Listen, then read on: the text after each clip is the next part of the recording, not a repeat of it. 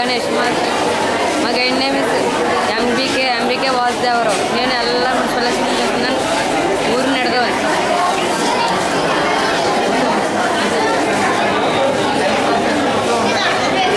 నేను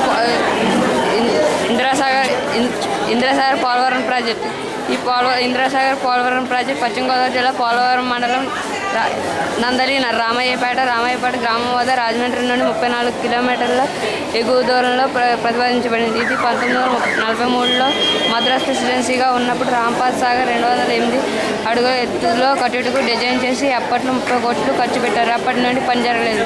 తర్వాత 1981 మాజీ ముఖ్యమంత్రి శ్రీ టి అంజయ్య గారు శంకుస్థాపన చేశారు.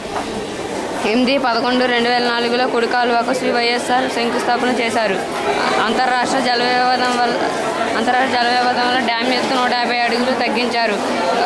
150 అడుగులు తగ్గించిన సిల్వే 985.5 అడుగులు అర్ధచంద్రాకారంలో 48 గేట్లు కట్టించారు. ఇది ఎర్త్కమ్ రాక్ఫిల్ డ్యామ్. మట్టితో కూడిన రాతి నిర్మాణపు దీని ఆనకట్ట పొడవు 2410 మీటర్లు, ఎత్తు 53.420 మీటర్లు, వెడల్పు 12 మీటర్లు. ఇది కుడి కాలువ ఎడమ కాలువ. ప్రాజెక్టు వలన లాభాలు. ఈ ప్రాజెక్టు ద్వారా సాగులోనికి వచ్చే భూమి 21.91 లక్షల హెక్టార్లు. ఎడమ ప్రధాన కాలువ 181.50 కిలోమీటర్లు. విశాఖపట్నం జిల్లా 0.58 లక్షల హెక్టార్లు. తూర్పుగోదావరి జిల్లా 1.04 లక్షల హెక్టార్లు.